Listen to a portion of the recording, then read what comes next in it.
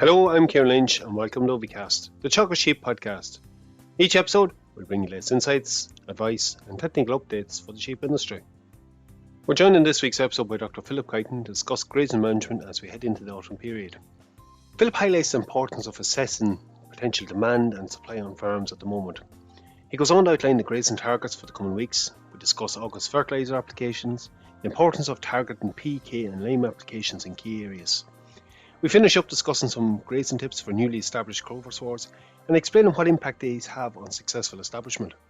We start off, however, discussing the grass situation around the country. There's huge variability, I suppose, in grass availability, in lamb performance, and I suppose what we're going to need going into the autumn as a result of that. And look, there's a number of things at play, I suppose, depending on what part of the country you're in at the moment. You've had very little rain for a very long time, or in parts of the west and northwest, we've had reasonable rain on and off, and it has meant that the grass supply has been able to keep up. Down the southeast, some places getting very dry, grass growth well back, and issues there around availability. I suppose the other side of that, there's been quite a variability in terms of reports of lamb performance. Some of that, I suppose, coming back from even back before weaning there in May time, early June. It was very hard to maintain grass quality. We were kind of going from a feast to a famine. Grass quality probably wasn't where it should have been. And I suppose a lot of people were a little bit disappointed maybe in cases there with lamb performance around weaning time, in that the performance there in June in particular wouldn't have been where we'd like it to be maybe. And that has resulted, I suppose, in a slower drafting pattern and more lambs maybe left on farm at this stage than would normally be the case. And we need to keep that in mind as well. I suppose to take that, you have to be very realistic in what are you going to be carrying into September, October. Yeah, exactly. And again, we always say this, but the importance of assessing your own situation, and this year is going to be, as we often say, every year is different. And just because something worked last year doesn't mean that maybe it's the right way to go this year. And I suppose something that has happened this year, and look, it was we all had to do it. There's been a lot less fertilizer spread, and I suppose, as we say back in May, early June, maybe for a lot of the country, growth conditions were quite good, and that allowed us to pull back on fertilizer application. It was a big cost saving. We were able to still grow the amount of grass we needed. Then I suppose, yes, parts of the country got dry, and there was no point in spreading fertilizer, and that was the right thing to do as well. In that, there's what was holding growth there was a soil moisture deficit, not a lack of fertilizer. But I suppose the one thing we need to keep in mind now going into the autumn is that we have spread a lot less fertilizer than normal. We need to make sure that we do put adequate levels out in terms of building autumn covers, both, as you say, to be able to feed whatever number of lambs we have on the farm, and identify that and how we're going to deal with that. But also to make sure that we have grass for ewes going into the autumn and early winter. And I suppose it might sound a bit strange, but making sure that we're able to build that autumn cover and have the ground able to respond and start growing grass again for next spring. And I suppose that's where there could be a concern, is that if we continue to spread very little fertilizer into the autumn, we could have shortages there for ewes and lambs in the autumn, and also that could have a knock-on effect in terms of overwinter growth, and could have a knock-on effect in terms of grass availability for next spring. And that's, again, look, fertilizer prices don't look like they're going to come down, and how we're going to provide that feed for next spring is something we have to keep in mind as well. No, look, and I think that's the point. We are heading into the next crunch period really for grass supply. Look, maybe we break that down a little bit. Let's talk a little bit about cover. So we know there's variability on farms at the moment. Where do we need to get covers to, Philip, by mid-August, and maybe more importantly, to start of September? What's our targets? So I suppose what we're looking at there is going into August. Our target days ahead there is building to about 15 to 20 days at the moment. I suppose we're saying kind of 12 to 14. We have to start lengthening that out as we go into August and into September. Typically, what does that mean? You're looking at pre-grazing covers of 7 to 9 centimeters, about 1,200 to 1,500 kilos of grass dry matter per hectare. As we go into September, we need to increase that another bit. We need to start building covers. So you're talking 1,500 to 2,000, which is about 8 to 10 centimeters, and we'll be increasing our target days ahead to maybe 25 to 30 days ahead. And then as we go into October, November, our final rotation, you're talking at this stage, you'd be hoping that you've built covers up to the point of maybe you're talking 1,800 to 2,000 maybe. That seems high, but I suppose what we're doing there is that, we're trying to stretch that final rotation out. The use of electric fencing, or whatever, at that stage it'll be mainly ewes we're grazing. Hopefully most of the lambs will be gone. And you're stretching. At peak there, you should be at that kind of 30 to 40 days ahead, 35 days ahead, I suppose, on average, and we're kind of holding that right through that final rotation. Look, that's a fairly simple way of budgeting. Philip is basically taking a walk through the entire farm, making an estimate of how long will that hold up the stock you've on at the moment in each field.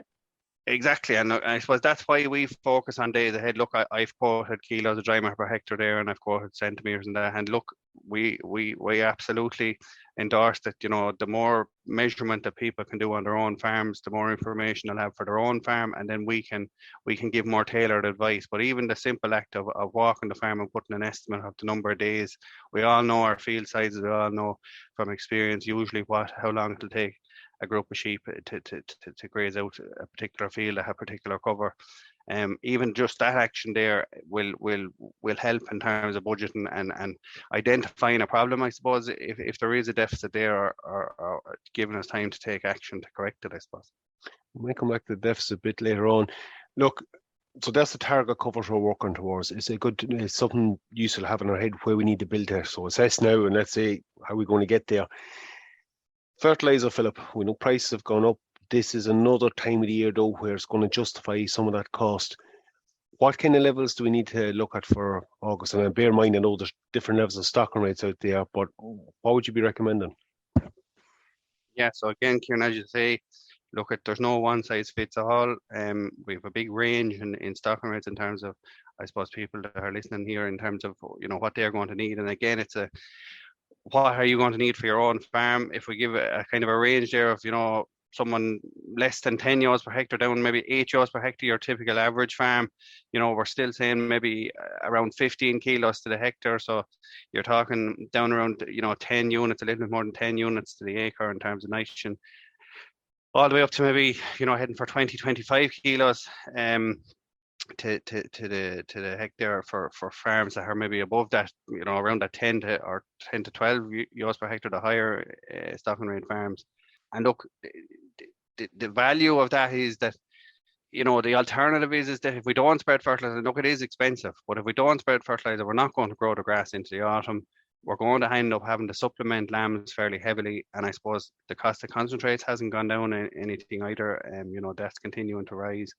And what we're looking at here is what's going to be the best value for money. And I suppose the best value for money, as we always say, is try and get as much weight gain as possible from grass. And then if we have to supplement, we can talk about things maybe like a targeted finishing group or whatever, where if we want to, select out the lambs that are going to respond the best to supplementation and get them, moving to try and reduce demand as we get later into the autumn. But that's the kind of rates in terms of nitrogen, and I suppose that's what we would recommend on a normal year. And where we have made savings in the middle of the year, I think, the autumn time is not a period in the year where we should be trying to cut back, because it can have major implications in terms of feed availability. And I suppose the response rates there, the earlier we go, okay, we all know when the close off period is, but really we should be pulling that forward even into August, late August, in terms of getting that final round of nitrogen out. We'll get more of a response from it. Growth conditions are still going to be better than they will be in September. And we get that little bit of a head start, and we get more value from that expensive product that we're applying. But in the long term, it's still a much cheaper way of feeding the sheep. So definitely for those who need the bill covers, you're looking at earlier in this month and trying to maybe finish up that final round by mid to late August. Yeah, I'd be saying get the fertiliser out by the end of August at the latest. Philip, just one other aspect of fertiliser. Look, we know on a lot of farms there's been very little spread midsummer, and we got away with that by and large. Talk to me a little bit about P&K. Compound usage probably is down a little bit, but there's still a need in certain areas to target that to improve soil fertility and maintain soil fertility. Yes, Ciarán, and I suppose, look, I know we spoke there back in the spring and even early summer there, and we said, look, this is a year maybe for a P&K holiday where it can be done, but we did stress that, you need to keep an eye on priority areas. So the likes of silage ground, make sure that you're replacing what you've taken off. So I suppose whether that's a full planned silage cut, and what we were saying was kind of go with recommended levels of NP and K, and whether utilize as much as possible nutrients on the farm, so slurry or farmyard manure or whatever to replace that. But not to skimp on that ground, because there will be huge offtakes both in planned, heavier silage cuts, but also remember, I suppose, that people were able to take advantage of good growth conditions there in May and June. There was surplus silage or even hay removed from areas of the farm. Remember again that that's going to have removed nutrients, and it's important, to prioritize to get nutrients back onto those areas where there was heavy, high offtakes of nutrients. I suppose reseeds again was an area that we highlighted not to pare back on. So reseeds in the last year or so, make sure that adequate levels of P&K were applied to them. And I suppose the final area then was, we put a big push on oversown clover, and people have started to respond to that. We've seen the results in terms of its ability to significantly reduce the amount of chemical nitrogen fertilizer that we had to spread. But again, whether that's clover that was sown in a reseed or clover that was oversown onto paddocks, it's critically important that we monitor, P&K and pH levels, and that they are maintained, and that they're not left to go to low levels or neglected, because again, the success of that establishment is very dependent on adequate soil fertility levels. And that's something that has, as again we talk about, the potential for high prices going into next year, making sure that clover has every chance to do its job in terms of fixing nitrogen. A small bit of extra expenditure there in terms of maintaining soil fertility will have a big benefit in terms of overall fertilizer costs for next year. I want to come back in the clover one in a second, but like the other obvious one was soil fertility. We've a lot of bare pasture at the moment. Moisture coming in, still a great chance to get lime out. Yeah, and I suppose, look, we're always saying it, and people are probably sick of me saying it. Lime is the simplest of them all. Even if there's borderline P&K deficiencies there, correcting a pH deficiency is the first step of soil fertility management, and can have a very positive effect in terms of releasing locked up P&K that's in the soil but not available to the plant due to pH imbalances. I suppose the important thing there is to have adequate information, and that's a soil test in terms of what is the actual status of your farm. So it's not that we're saying everybody should go out and spread lime. If you don't have a deficiency, if your pH levels are right, then you can sometimes do more harm than good by applying excess. But I suppose the message is, the cheapest thing, the way things have gone now, the cheapest thing is do a soil test, and the next cheapest thing to act on that soil test report is to correct your pH, and then we prioritize, I suppose, what money we have to correct P&K deficits in the areas where we're going to get the best response from it. And something I definitely want to see. You look, as an immediate response, but you're going to see that next spring as well on those fields. Look, you touched on clover there. A lot will have established clover either on a reseed or tried oversowing this year. Grazing management of that, Philip, as we head into the autumn, like you mentioned before, frequent grazing management, how big of an impact will that have on that clover establishment in the first year? Yeah, so it's nearly the most critical thing from a clover point of view. We've talked about establishing conditions and all that, but once it's in, the critical thing really in that first year is monitoring soil fertility so that it's in the right stage. But the next thing then is the management, the grazing management of it, and the critical message is, if we remember one thing, is to continue to let light down to the base of the sward and light down to the establishing clover plant. And the importance of that is that the white clover plant will create its stole-on network, which how it spreads across the ground, and it's through this that the rhizomes will develop, and that's where the nitrogen fixation will develop. So if we have a strong stolen network where that can happen, then we're going to get a lot of benefit from the clover in terms of nitrogen saving. If that doesn't happen and it develops quite a weak network of stolons, then it's not really going to do what we want it to do. And the critical thing there is not letting it get shaded out by heavy covers of grass in its first year in particular. And I suppose the little and often grazing, treating it that little bit differently, and that's why we say, not to be trying to do too much at one time, is so that we can manage it for the remainder of that year to keep the covers low. And I suppose as we think about going into the autumn now, it's that if you have oversown a paddock this year, try and leave it later on in the closing rotation for this winter, so that it has as much time as possible with as much light as possible getting down to the base of that sward over the winter. It won't have great growth conditions, but it will help to strengthen that stolen network and should have a very positive effect on its ability to fix nitrogen next year. It really does need to be managed separate to that grazing rotation. Look, Philip, maybe just to finish up finally, which I suppose the key thing over the next week or two is assess supply and demand on the farm and put a plan in place to deal with that.